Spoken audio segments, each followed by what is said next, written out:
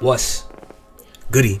It's your host Jay Rose as always, and today we got to get into the Week 7 NBA Power Rankings. Let's get into it. Over 90% of the people that watch my content are not subscribed, so if you're messing with the videos, please hit that sub button and the noti bell so you'll get notified every time I upload. But let's get back to the hoops. Before we get into my power rankings, I want to start with my not so powerful rankings. The top 3 worst teams in the league.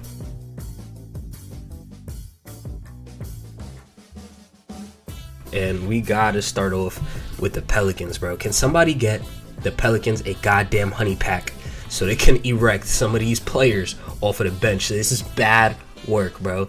Zion missed a lot of time. DeJounte missed a lot of time. CJ missed a lot of time. Brandon Ingram, who's usually there, missed a lot of time. It's not a good look.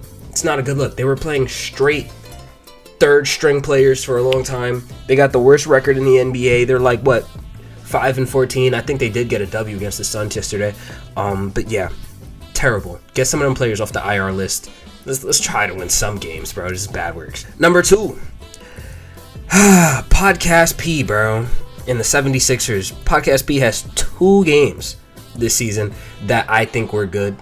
And for the most part, he's been taking bad shots. Yeah. I mean, that's a bad shot. Care what anybody says, that's a bad shot. The most consistent player is their TikToker. Shout out Jared McCain. Hoopin'. If I got made fun of for being the best player on the team and a TikToker when I was playing AAU, I'm giving this to Jared McCain too. I don't care. Embiid's knees are actually aging at 3 times speed, and I don't see him actually being a good player in 2 years if he keeps up this trajectory, because I just don't see how that's possible. I have bad knees, and I can't imagine being 7 foot, 250, and trying to play with them bad knees. So Wizards, just don't be that team. And since Kuzma said that, they have transitioned into being that team, literally that team. They have 2 wins in 20 games this season, no win November, and I promise you can pay me millions of dollars and I will also not get a win the entire month of November. I promise you. On God, you can pay me and I'll do that. Let's get into the actual top 5 now. At my number 5 spot, I got the Orlando Magic, and honestly, the Magic have been a team that have been super surprising. I honestly expected them to fall off for the most part after Paolo went out, and Franz has looked like an MVP candidate, and that's not even hyperbole. I think he's actually like top 5, top 6 in MVP voting right now, and he deserves that. The Magic are top seed. Franz is averaging like 28, 7, and 7. Like he's going, maybe not that.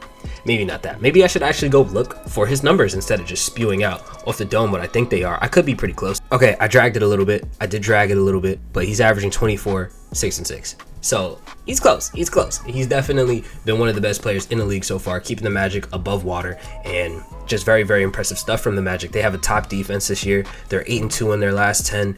They're holding the opponents to 103 points per game, which is very, very hard to do in today's NBA. That's the least opponent points per game by any team in the league.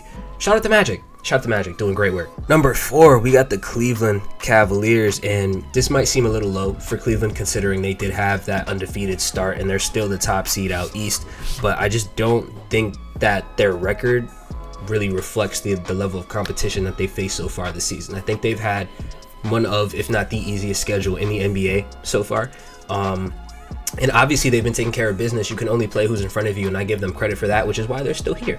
They're definitely one of the better teams in the NBA. They're looking like contenders so far, taking care of business, and they're doing it by committee. Last year was Donovan Mitchell just going off, averaging a whole bunch of points, and then everybody else kind of just picking up the slack. This year I feel like it's definitely by committee. You don't even know who's going to go off on a night-to-night basis. They're getting a lot from their bench players as well. So shout out the Cavs, man. Shout out the Cavs. They could have been a lot higher if they didn't lose 2 games to the Atlanta Hawks, who are not a great team this season. And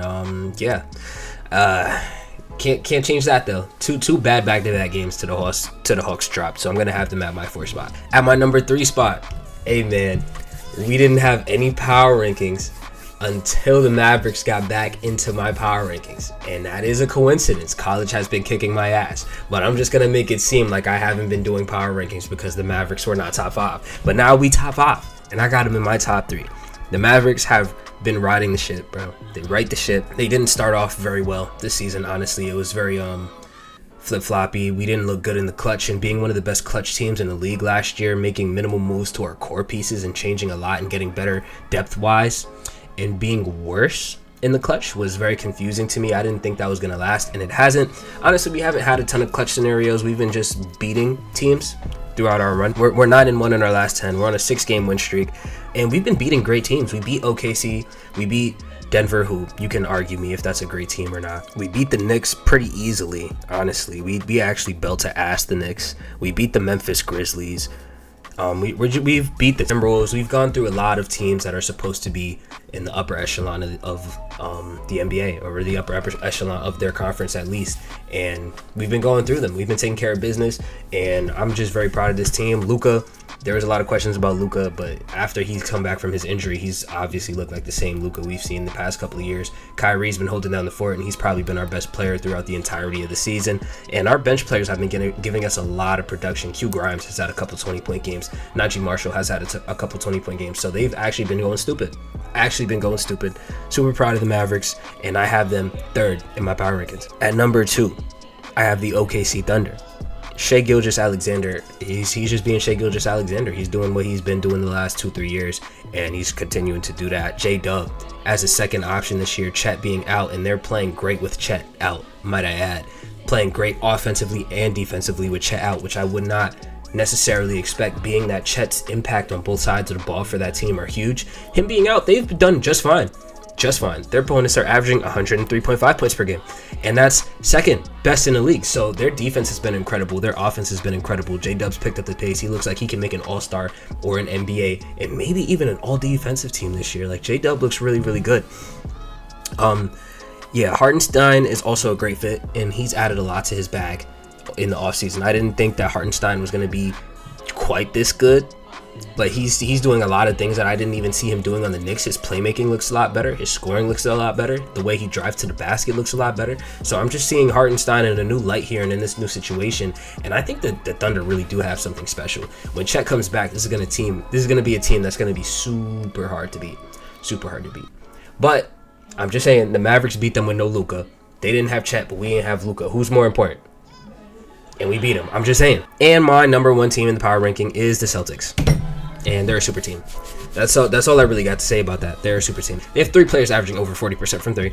They have like 3 players averaging over 20 points per game, and then they're getting 18 from Peyton Pritchard. They're getting 18 from Derek White, then 16 from Peyton Pritchard, and then 12 from Jrue Holiday, and 10 from Al Horford. Like, this is a super team. Where do they do that at? Where do they do this at? Where you got a bunch of players shooting over 40% from 3, and then you have a couple of players shooting like over 36% from 3. So then you have elite shooting, and then you have good shooting, and then you have elite scoring, then you have good scoring. Everybody's playing defense. The court is being spread out perfectly. I don't know where they do that at. The Celtics are by far the scariest team in the NBA, and just watching how leads can flip like this, watching how they can be down and just hit 5 threes in a row, boom, and it can be their entire squad. Derek White in the corner, Peyton Pritchard up top, Jason Tatum on the wing, and they're just splash. I don't understand it. I don't know where they do that at. The Celtics are the best team in the league. I'm jacking their super team. I don't care. Those are my top 5 in the power rankings. Let me know if you mess with my power rankings, or if you think I'm bugging in the comment section down below. Make sure to leave a like on the video. Catch you on the next one.